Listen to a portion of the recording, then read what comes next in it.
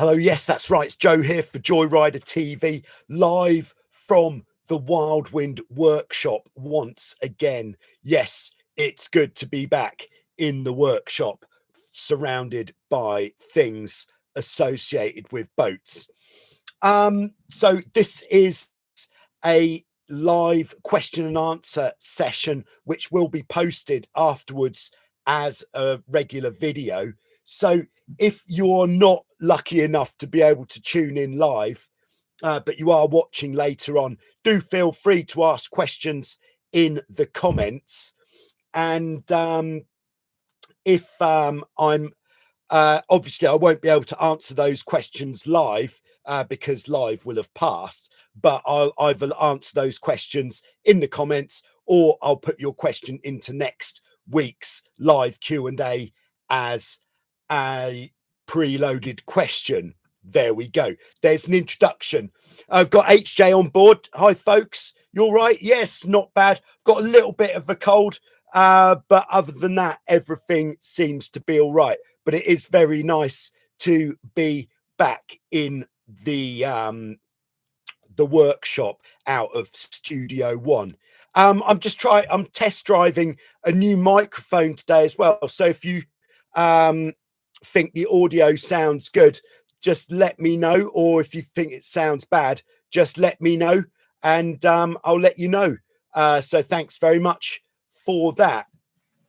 All right, so what's been going on? Not much, but my big news is that I have finished this. There's been a really quite a chunky video that's been on the back burner for some time now, and I've just finished editing it. It's just uploading at the moment. So tomorrow at the usual time will be the what's it like to sail and tips on sailing in every wind condition.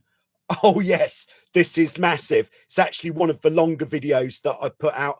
It's I go out and I'm sailing in starting off with pretty much no wind, then around 5 knots, then 10 knots, 15, and so on, with how you sail upwind, tacking, how you sail on a reach, and then downwind and jibing. It's all single-handed on a 16.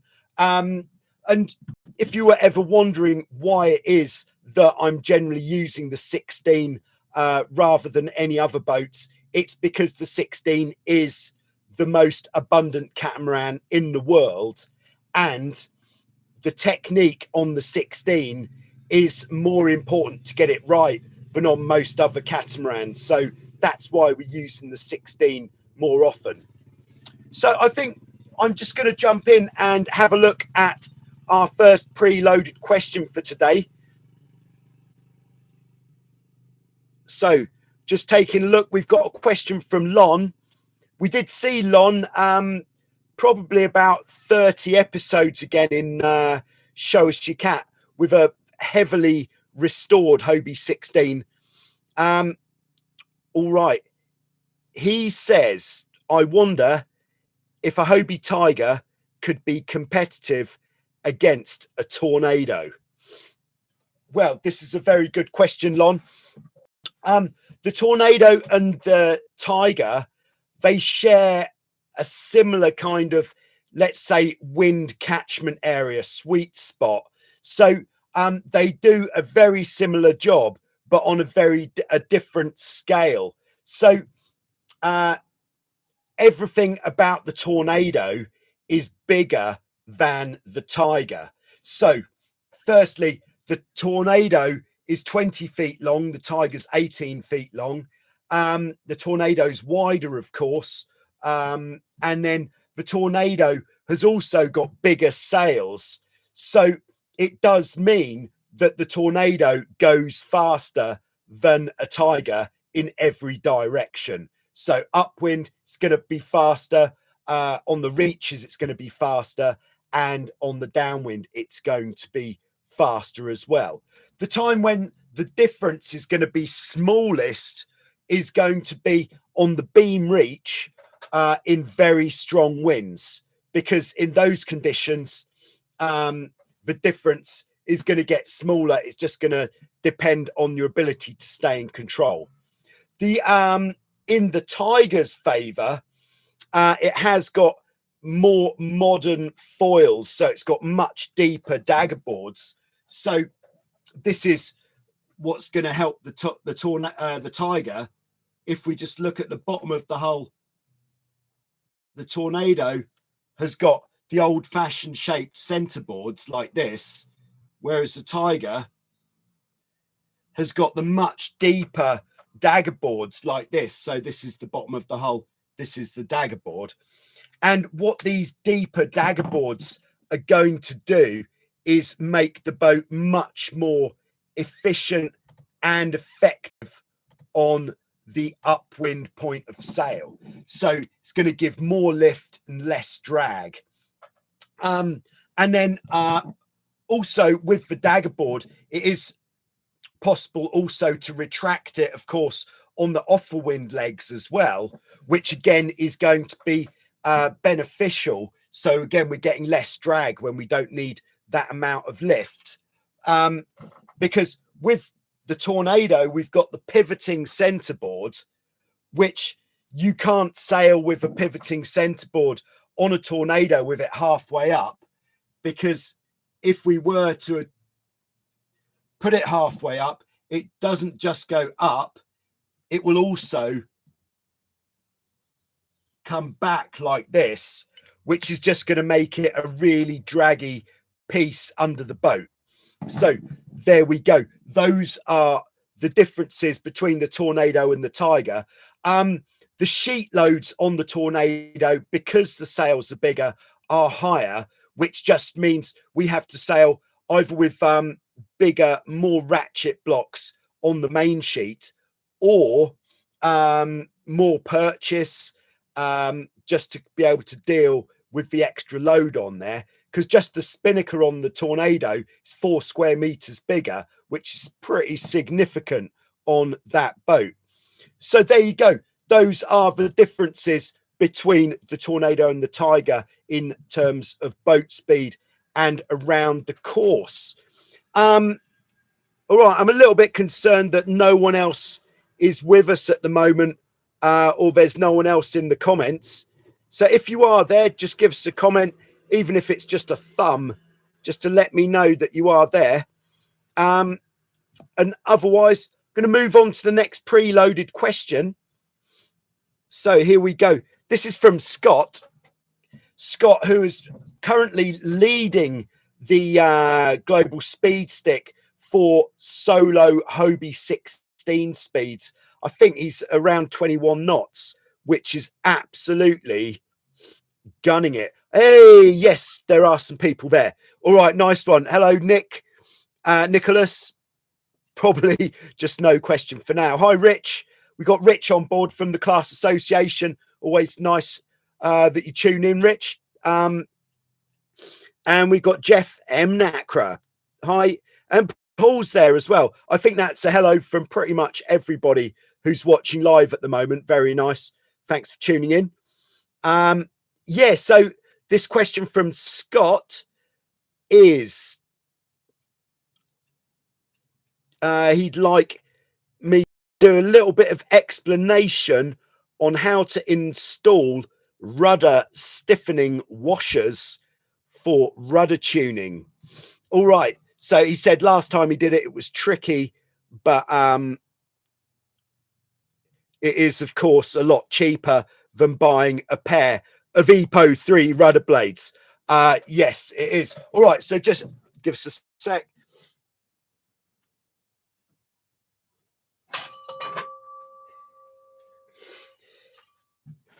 Okay. Yeah. So because I'm in the workshop, I can just reach over and grab a Hobie 16 rudder stock. So there's 2 bits of rudder stiffening that are very important, because what we want to eliminate with the rudder system on the boat is any movement forwards and backwards, any movement side to side from the stock itself. And then with the rudder blade in the stock, we want to reduce this side to side movement. So the first one is reducing the movement forwards and backwards, side to side. And this is, I would say this is the same for every catamaran. You certainly don't want any movement between your rudder stock and the gudgeon on the boat. So if you can eliminate any movement. So what we're going to use to do here is we're going to use some bushing. All right, just going to get some bushing. I'm just looking for the bush. Bear with me for a second. Where's my bush? All right, I can't find any bush there. All right. I should have got some bush out ahead of time, but all right, just looking for some bush. Found some bush. All right, it was in me box of bush, as you'd expect. All right, so what we have is in the front of the rudder stock. We're calling this the rudder stock. We should also call this the upper casting, if we wanted to. We've got the holes where the rudder pin goes through. Right, let's get a rudder pin. All right, so we've got the rudder pin, and that will go through the holes in the rudder stock in here. And then if with the pin in here, there's any movement forwards and back, depends a little bit on the age and history of your boat. But these holes here can be just opened up a little bit to accept some bushes. So we use the bushes that come from Hobie Cat Europe, which are basically these little plastic hats like this. And they'll go into these holes, and basically they'll take any movement out from around the rudder pin and the upper casting and the gudgeon. Now, if your boat hasn't had bushes in before, but you've got a significant amount of movement, the first thing to do is just to check that your rudder pins themselves aren't worn. In Europe, I'm not sure about the USA, but the rudder pins are made of aluminium, so they do wear away. You can just see a bit of discoloration there. And after a time, that'll wear away until the rudder pin actually becomes narrower, which is going to mean it's going to move around more. So your first port of call will be to inspect your rudder pins, and just if they are getting narrower, they will need replacing. Incidentally, you can replace the rudder pins for stainless steel or inox, but the reason, okay, there we go. Rich says we use stainless steel rudder pins. But the reason the aluminium rudder pins are popular is that they will snap if you have a heavy impact. The problem with the stainless steel ones is if you have a heavy impact, especially going backwards, you may think, how am I going to have a heavy impact going backwards? Well, I'd say the most likely time is if you're on the beach, in the shallow water with waves. A wave could pick your boat up, send it backwards into the beach. And if you hit the beach with your rudders down backwards hard, then something has got to give. And the rudders aren't designed to kick up if you're going backwards. So the reason the aluminium rudder pins are used is because these will just snap in half rather than down any other part of your boat. But the reason the stainless rudder pins are popular is because they don't wear at all, and they will basically last forever as long as you don't hit anything too hard with them and bend them. That's why the stainless ones are popular. So there's choices there. If you think you're pretty safe from hitting the bottom hard going backwards, then go for the stainless. But if you're a bit worried, go for the aluminium. Yeah, so one other thing with the rudder pins is if they have been hitting with a hammer directly onto here, don't know if you can see this, the rudder pins might get a bit flattened on the top and the bottom perhaps. And if you have got a flatter bit, which is a bit fatter on the top or the bottom, perhaps with some burr where it's a bit rough, if you were to then put your rudder pin straight into a fresh bush, it's going to growl the inside of your bush out immediately, meaning that your new bush is not going to be very effective straight away. So if you have got a bit of disforming on the ends of the rudder pin, just take a file, or if you haven't got a file, a bit of sandpaper, and just rub the end of the rudder pin. You could do this with the aluminium and just make it smooth and take any burr off there. Then that means that when you put it in to your bush, it's not going to damage the bush immediately. There's some rudder pin science. So with the bush, what we want to do is get the bush into the different holes on the casting, and we'll do the same on the gudgeon on the back of the boat as well, because of course the holes there can wear as well. If it hasn't been drilled out before to take the bush, then this can be a bit of an intimidating process, but we're going to take a long drill bit. Off the top of my head, I can't tell you what size this is. I've actually made a video on reconditioning your rudder stocks. So if you're thinking of doing this, check out the video on recondition your rudder stocks, and on there it will tell you which size drill bit is required. And then you want to drill straight down through it all in one go, so that it's definitely in line like that. Now, the boats from Hobie Cat Europe, for as long as I can remember, when those boats come from the factory, the gudgeons already come pre-bushed, so there's no need to drill it. All right, so that is the next phase, drilling and bushing your stocks and re-bushing your gudgeons. And then the third phase is, if it's been bushed for quite a long time, like our boats here at Wildwind, we've been bushing for a long time. The holes that the bush go in can become a little bit elongated, so the actual bush can move inside the holes there, which means we need to bush the bush. That's double bushing. So what we have been doing generally is just putting some electrical tape onto the bush just to make it a little bit thicker. And then the theory is that the pin rotates inside the bush, not the bush rotates inside the rudder stock. So the tape around the bush just means that the bush can't move.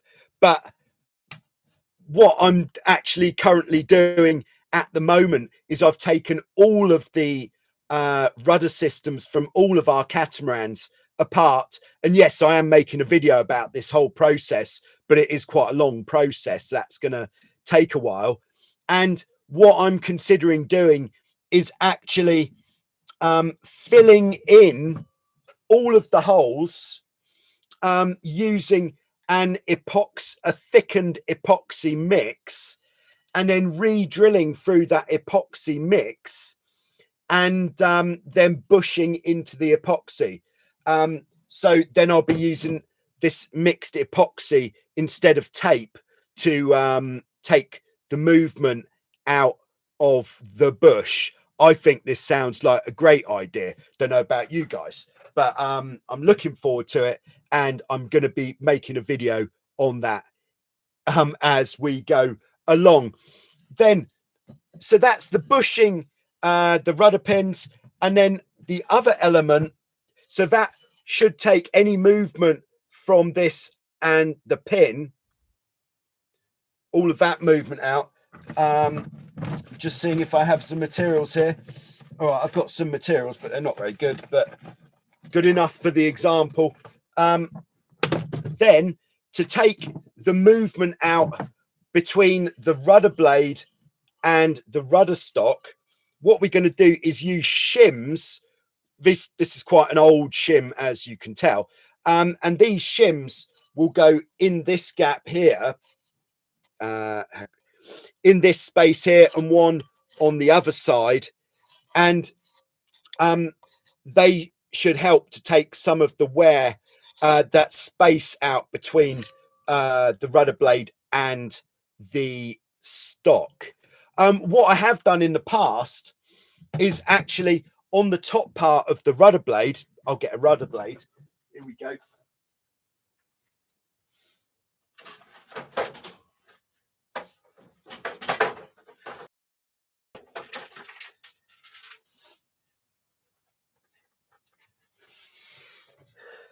Okay, so on the top part of the rudder blade, basically the part of the blade that the stock comes into contact with, I've cut a piece of plastic, like the sort of plastic you get in packaging, quite hard plastic, and actually glued it onto this top piece of the rudder blade.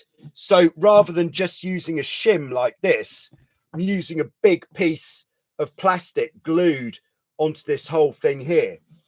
Now, I haven't done that with these EPO 3s, basically because when I did it with the old White Knight rudder blades, they did end up looking absolutely disgusting at the top because the glue goes a kind of rubbish brown color at the top there. And I just couldn't bring myself to do that with the EPOs, as I'm sure you can appreciate. So I didn't do that. But that is another option, and that did work rather well. And also it just gives that rudder blade a bit more protection. Now, continuing on this path about rudders, I hope everybody's into a bit of rudders. I think that they're extremely important and shouldn't be overlooked. But when you are putting your rudder system back together, just have a look on the inside along here on both sides. And what happened, this on the Hobies, this cast aluminium is quite soft. So if it gets hit at all, what's going to happen is this is going to bend inwards a little bit where it gets flattened from being hit. And where it's been flattened, it might leave a bit poking inwards. And that bit that's poking inwards is, of course, going to grind against your rudder blade as it goes up and down, which is going to cut grooves in your rudder blades. So this is another opportunity. I think you should go out and buy a file if you haven't got one, and just get your file in there and make sure that there's nothing in there either side or on the upper casting as well, like the tiller arm casting. Just make sure there is nothing there that is going to damage your rudder blade. Okay, then the one last element here. Let's get an example.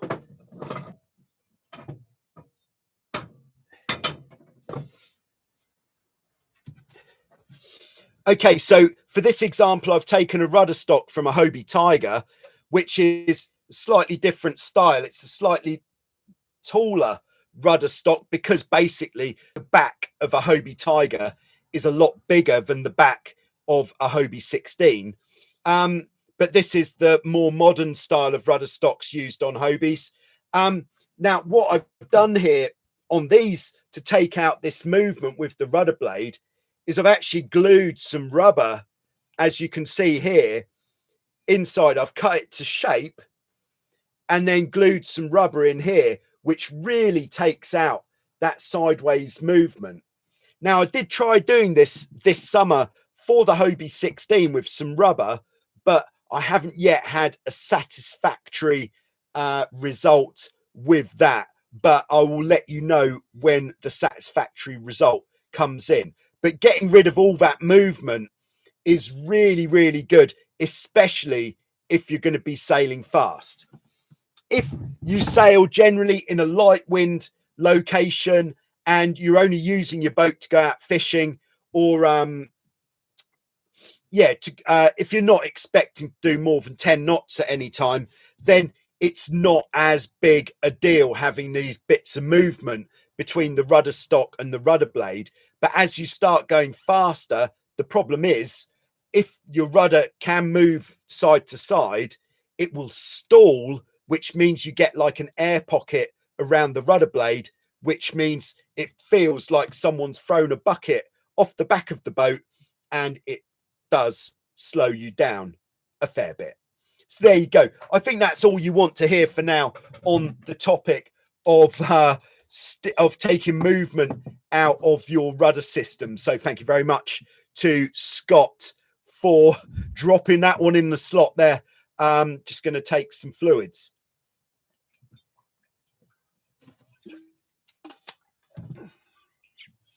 Available at totaljoyrider.com.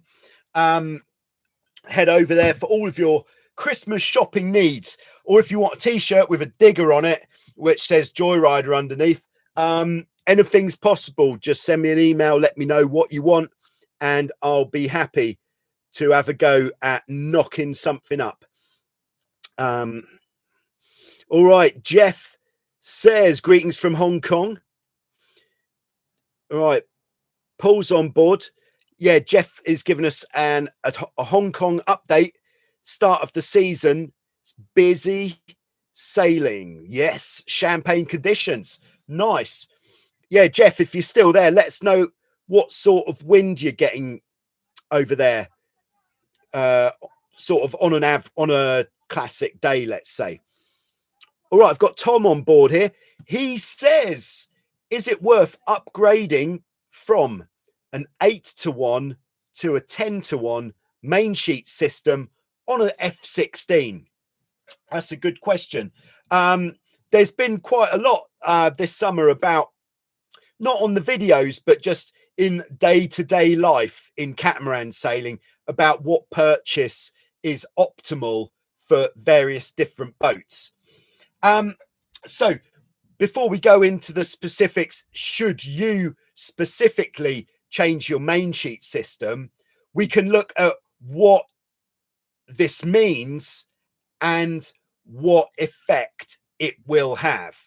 So when we talk about a main sheet system, like Tom's asked, an 8-to-1, that 8-to-1 means that it goes around 8, the rope will go around 8 sheaves inside the blocks. So let's get one. We're in the workshop. Let's make the most of it. All right.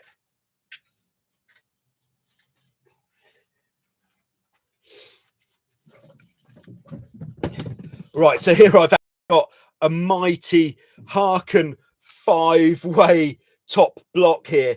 So so if this was a 4 top block like this, and we had 4 on the bottom, that would make an 8-to-1. The 1 means how many places you can pull it from. So if it was a 4-to-2, an 8-to-2, that would mean you have 2 different places where you can sheet in from, where it's fastened. But an 8-to-1 means it goes around 8 times.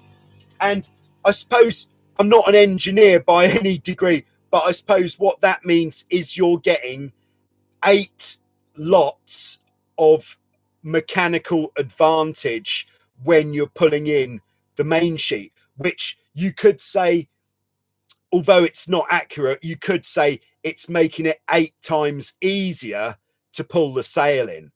So if we're going to 10, which would be 5 on the top, 5 on the bottom, then that's going to make it 10 times easier to pull the main sheet in, which may make you think, well, sounds like 10 has got to be better than 8.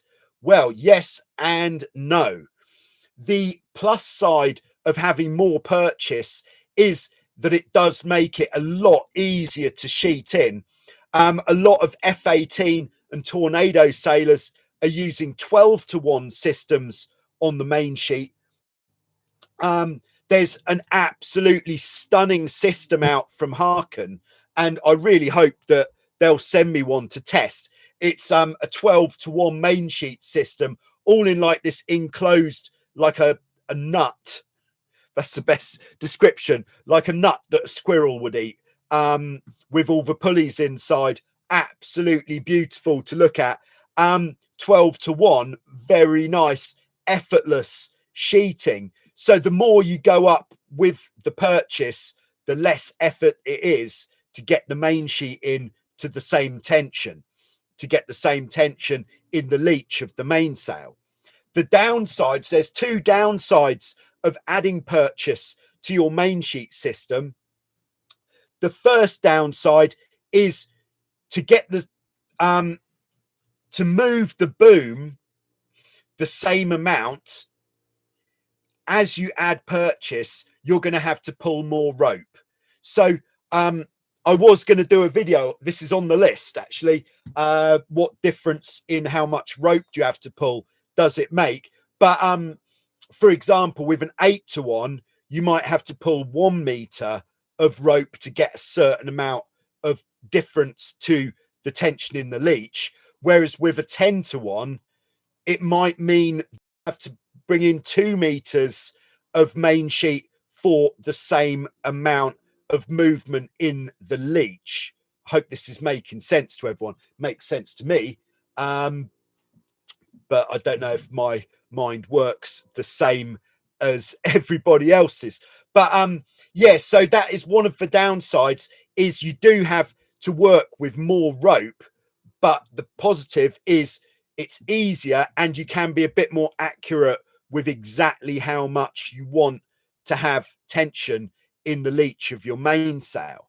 Now, the second downside of having more purchase is with the rope going through more blocks, it does mean that there's more friction, which in a heavy wind, this is going to be good. But in a light wind, it means that when you want to let the sail out, it's less likely to run out as freely, which means it's a good idea, or it's very popular anyway, to use a tapered sheet, which means you've got a thick bit like a 8, 9 or 10 mil that you hold in your hand, and then that will be spliced into a thin bit like a 6 mil, which runs through the blocks so that it will run out. So you're more likely to need a tapered sheet if you go for more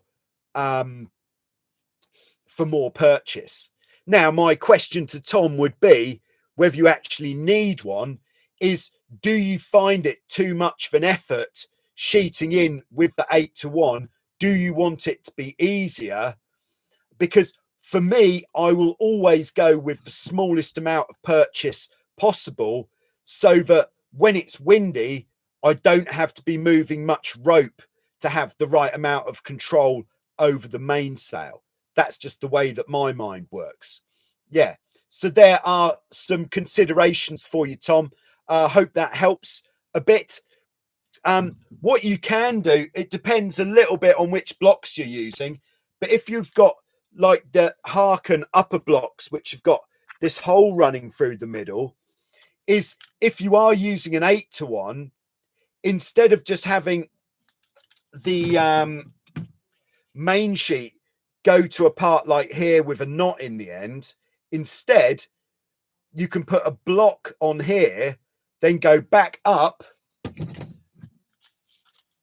and actually put the rope through the middle of the block and then tie it with a bowline here, and that will give you 9-to-1 without having to replace your blocks, which might give, is worth a go anyway.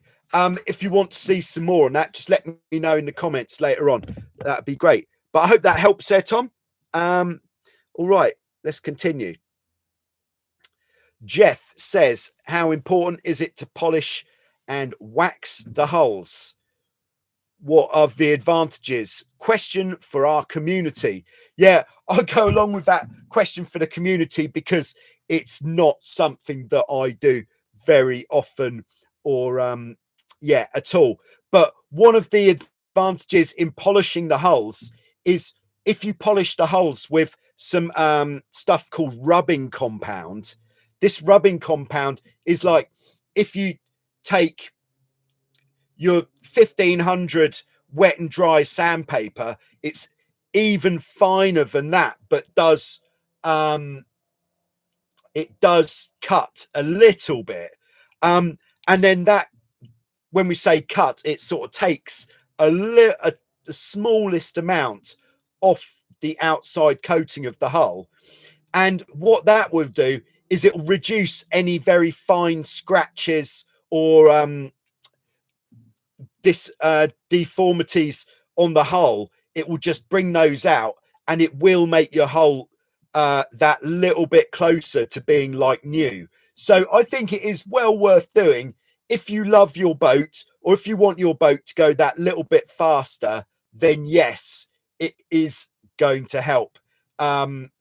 If you've got a garage, it's obviously it's not the winter for you, but if it's the winter, you've got a garage big enough to put your boat in, then that's a nice way of getting away from the family for a bit, or invite them down to you could have a family polishing session. Very nice. Yeah. All right, HJ. To attach the main sheet to the boom with a shackle with a swirl, where can I buy it? And don't you lose some centimeters when you really sheet in? Yes. Okay, what I think you're talking about is using a snap shackle.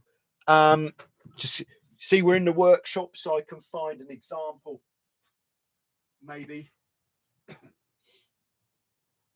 or maybe not.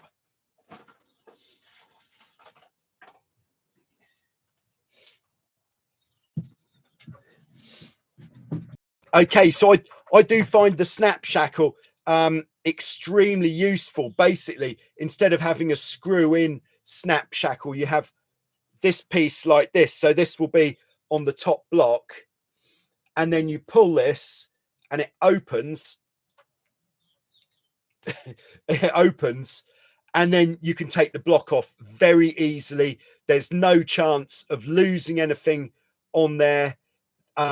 Once you've pulled that, it's off, and it's very quick to get it off. So with the boats where space isn't a consideration, like on the F18, F16, Tornado, A-class, anything like that, where you're not going completely block to block for your upwind performance, then the snap shackle is a really good option. I have listed some snap shackles in my Amazon online storefront. You can get a link to that in most of the videos. I don't think I've linked it lately. I do need to do a bit of shopkeeping there, but you can get the right size of snap shackles from there. Now with the Hobie 16, if you're not racing, like for us here on the Wildwind Beach, we do use the snap shackles for convenience. Before we started using snap shackles, we were losing so many shackles when people were taking them off that it wasn't even funny. So we did start using snap shackles, and since then, lovely time had by all. But if you're racing a 16 competitively, then you want to be using a 4mm Ronstan shackle on the top, which is a very small shackle, which is very strong. It fits, and it means that you're not losing any space, so you can get more tension through the leech of your mainsail. So there you go. You do lose some centimeters, but on the bigger boats, or if you're not racing, having the practicality of being able just to very quickly whip your main sheet off is solid gold. Very good. Good question. All right, HJ. Yes, drawing that stainless too. Oh, we're back to the rudder pins and having special brass bearings. So there's zero playing it. Nice. Yeah, we've thought about having some brass bearings made in the past, but never actually did it. Okay, we've got Nick on board, who I'm hoping might even be the proud owner of a very shiny FX1. Do keep, yeah, Nick, do keep me posted on how you're getting on with that, and if you need any more help or advice. Yeah, you may have seen there was a boats for sale wanted video out earlier this week, which has got to be the most successful ever, because both items in the video we found partners very quickly indeed. So that was really nice to be able to put people together. So Nick says, are you aware of any open fleet regattas for cats around Europe? What's your opinion on such regattas? Yeah, to be honest, I'm not really aware of that many. There's the two big ones. The first one is, I think it's either at the end of April or the start of May, and that's called Carnac. And that's in France. And that, I think, is one of the biggest catamaran meetings in Europe in the whole year, every year. If you can get down to that, that will be an absolute, oh, it would be fantastic. I don't know whereabouts. I think Carnac might be the name of the place in France. And excuse my ignorance, please. But that would be amazing to get down to that. I think they do like 3 or 4 days of racing around courses, and then 1 or 2 days of long distance racing. But you get a massive fleet, very mixed. The second one is Texel, or Texel, which is in Holland. It's the biggest single catamaran race in the world, where historically they've been getting 700 boats. It's a long distance race, and leading up to that long distance race, there would usually be a few days of course racing beforehand. I would say that is an absolute cracker to go to. I did the round Texel race, I think it was in 2006. I did it on a Hobie Tiger, and it was absolutely phenomenal. I think we had something in the vicinity of 600 boats on the start line, and that's a big start line. All right, so we've got Jeff with what's it like sailing in Hong Kong?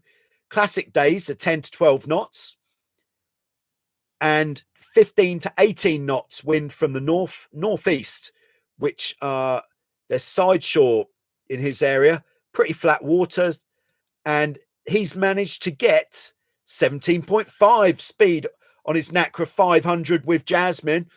Nice. Wicked. Great stuff. But not every day. Okay. Sounds good. All right. Nick says a lot of engineering and maintenance topics. Wonderful. A more general question: what are your opinions about inflatable catamarans?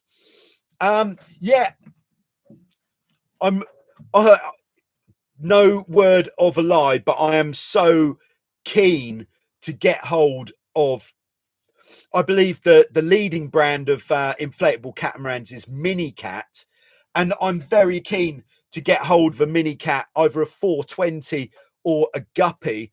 I've actually joined the Mini Cat group on Facebook because I just love the practicality of these small inflatable catamarans and what they do for so many people. What you get with an inflatable catamaran, you don't get the fastest, most high performance boat. You're never going to get that with a non-rigid hull. But the technology, I think it's the same technology as with the stand-up paddle boards, which over the last 10 years has gone absolutely crazy. You can now get an inflatable stand-up paddle board that you can even put a windsurfing rig on, and it stays rigid the whole time. So you get a decent rigid hull once you've inflated it, and you do get some decent performance from these inflatable boats. But it's the practicality, which is the real beauty of them, is that with some of them, they pack up so small, you can even keep your catamaran in the boot of your car all of the time. So if perhaps you've been for a meeting or a lecture or something, and you've finished your meeting a bit early, you saw a nice looking lake on your way down, and you thought, why not? I've got the boat in the back, drive up, pump her up, and off you go for a nice sail. You can't do that with a Nacra 17. Oh no. So I think the inflatable boats are a really good idea. They're also very lightweight as well because of the design with the inflatable hulls. I think the Mini Cat Guppy, which is the smallest one that they do, is actually something like 30 kilograms. So you could even take it on an aeroplane. Wow. Okay, I can't really talk about the cost. I think they're pretty robust. They will take some knocks. You are less, obviously there's no gel coat repairs to do. No, but I'd say if the reason that you're looking at an inflatable is for this being able to take it on an airplane in the boot of your car, convenience, perhaps you haven't got anywhere to store a boat permanently, then you could put it under your bed or something with an inflatable one. Those would, or for the cost, I'm not entirely sure what the costs are, but with that convenience, you're losing a lot of the costs associated with having normal catamarans, like with boat parking fees, maintenance, that kind of thing. With these inflatable boats, it's going to be pretty much zero boat parking and very low maintenance costs. So that is what I would say to that.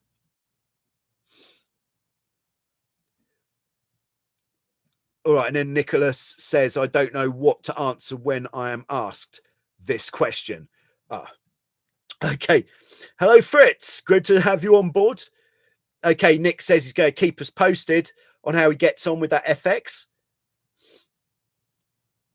Okay, Nicholas, who is quite clearly French.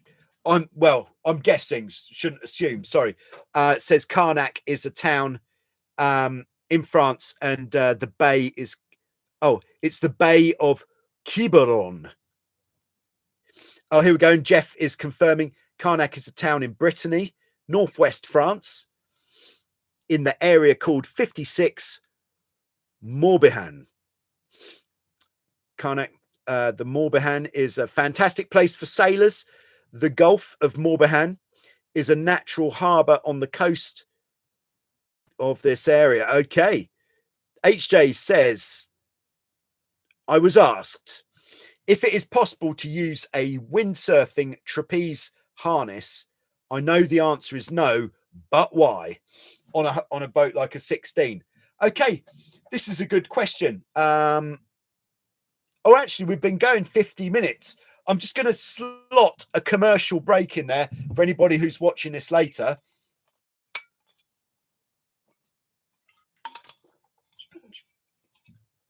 All right. So can you use a windsurfing harness for catamaran sailing? Short answer is yes, you can. And for so many years, it was for the instructors here on the Wildwind Beach, it was definitely the choice was to wear a windsurfing harness to go cat sailing. Now, there are more than one type of windsurfing harnesses. So the reason that no is the more popular answer these days is because most windsurfing harnesses that are used these days are waist harnesses. So I don't need to draw a waist harness. Have I got one in here? No. A waist harness basically comes around your waist and the hook comes out reasonably high up. and they're very popular for windsurfing because it puts the hook a little bit higher. It means you haven't got anything obscuring your parts. You can just hang, swing. Okay, anyway, yeah. So the waist harness is very popular for windsurfing now, but maybe rewind 20 years when people were more interested in windsurfing as fast as possible. The other type of windsurfing harness is a seat harness, and basically the seat harness is very similar to the bottom part of a boat sailing trapeze harness. The only difference is, of course, that you haven't got the shoulder straps, and the hook is slightly different. I might have one here. Yes, I have.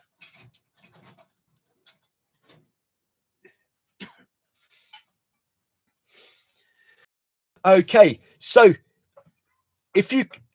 a very good option, especially if you're just sailing, maybe in lighter winds, you're not trapezing for such long periods.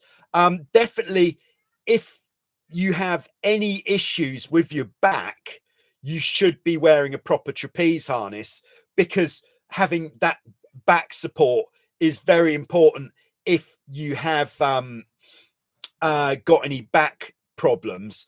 But if you don't have any back problems, like if you're quite young and you're not going to be trapezing for long periods of time, so you don't need that help to have a straight upper body, and you can just do it in a seat harness, then the windsurfing seat harness is a viable option. One thing I would do, though, is the windsurfing harness would come with a hook like this, which has got like a double, I'm going to call that flange, double flange on the windsurfing harness. Whereas a boat sailing harness would have a single flange hook like this. So I would say it is worth replacing the windsurfing hook for a boat sailing hook. But if it's not essential, but I think it's just a little bit more satisfactory using a boat sailing hook. And like I've said quite recently, is you really should be looking to upgrade your hook to one with a quick release. Okay, once again, I'm on the move to see if I've got one in here.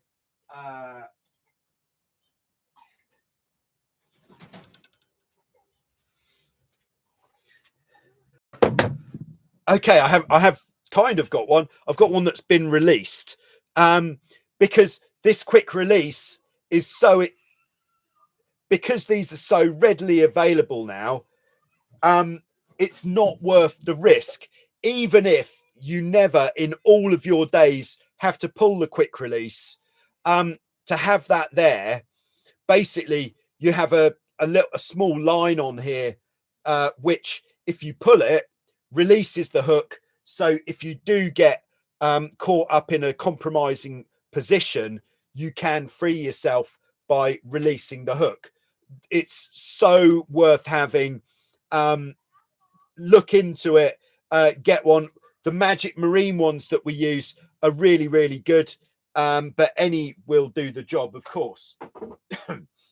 So that's what I'd say about using a windsurfing harness. Yes, use a seat harness, but put a quick release hook on there, and only if your back can handle it.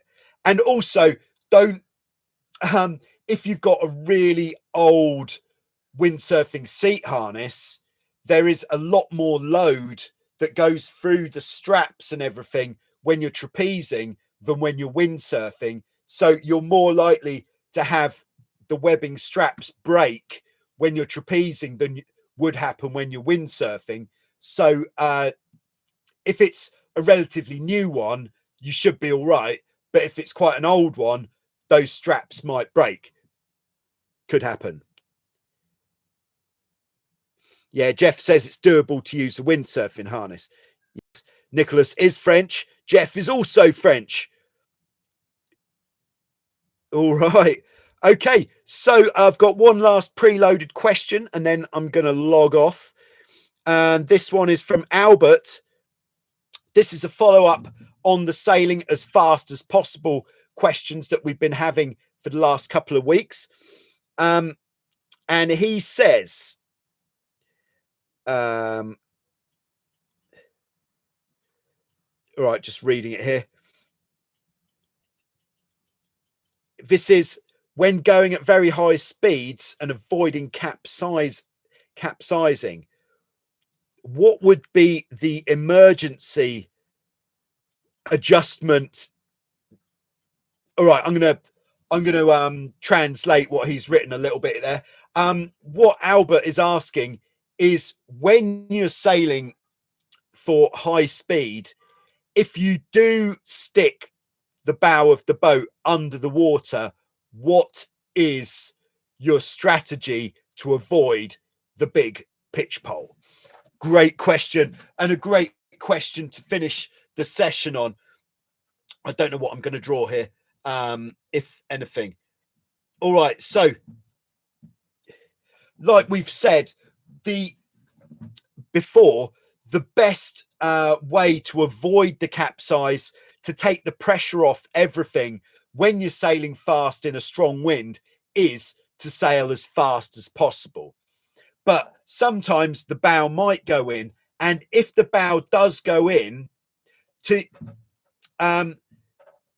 first thing you can do is, if it's a 16 or a 14, if the bow goes in, chances are you have already pitch poled because of the shape of the hull with the deck. Once that deck goes under the water, it's quite unlikely that it's going to come back. But with the boats that don't have that deck, there is a bit more of a chance that it's going to come back. So one of the things that does cause the pitch pole a lot of times, especially when it's not quite so windy, isn't actually the pressure of the wind driving the bows in.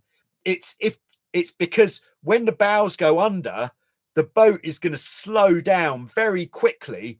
And if you're not completely stable on the trapeze, you're going to go flying around the front. And it's actually your weight going around the front, which is going to pull the boat over in a pitch pole type fashion. So the first thing is, if you can stay anchored at the back, so if you've got a reaching line, a chicken line, something to hold on to as the crew, maybe you're holding on to the main sheet or the traveller.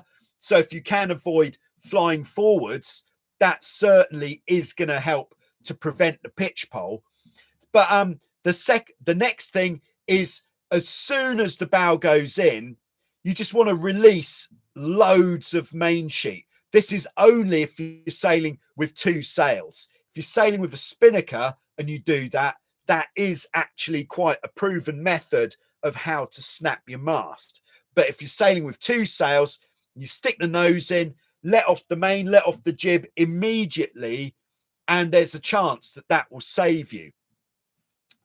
And then the third method of how can you be saved from this capsize in this situation is, if the bows have gone in, then we can possibly reduce that pitching effort and transfer it into hull flying effort by, so if we've been sailing down this way, of course, wind coming from the top,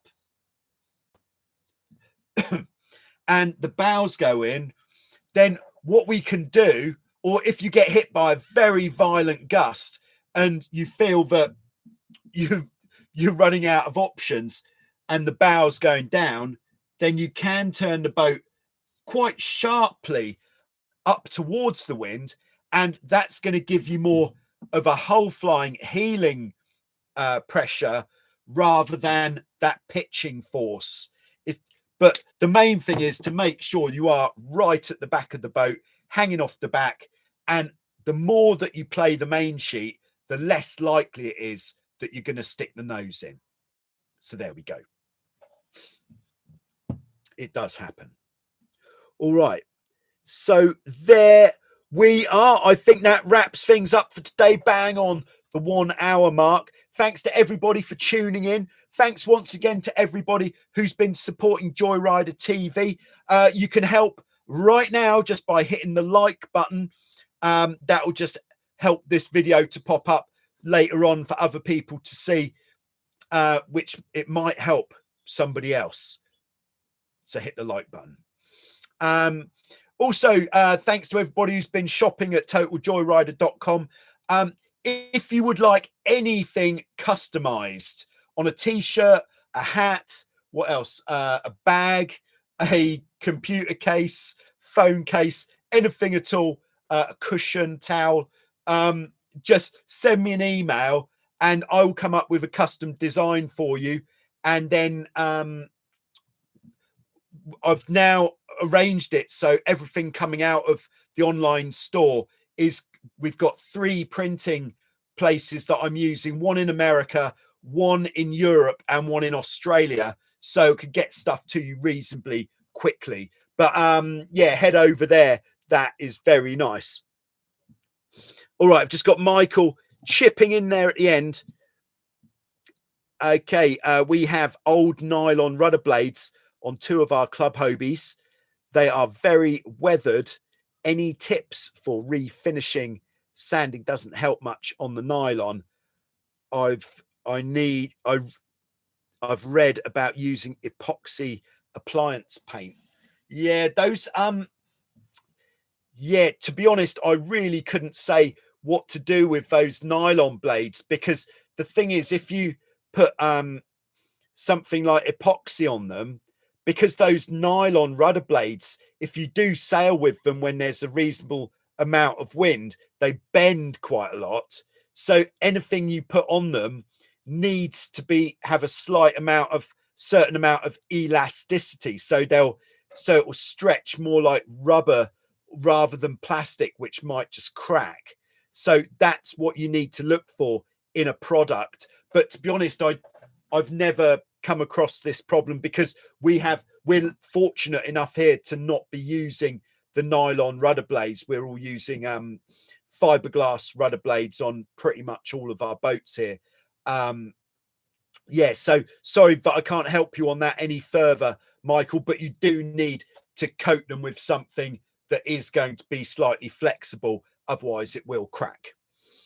All right, so yeah, there we go. See you next week. So yeah, Friday at 4 o'clock is going to be the normal time for the Q&A.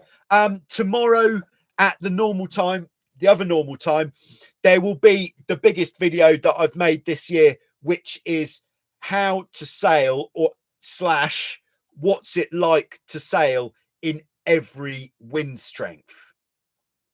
Wow, that is massive. Yeah. So make sure you keep your eyes out for that one. Hit subscribe, and I'll see you soon with some more on Joyrider TV. Thank you very much. Lovely old job. Very nice. Thanks. See ya.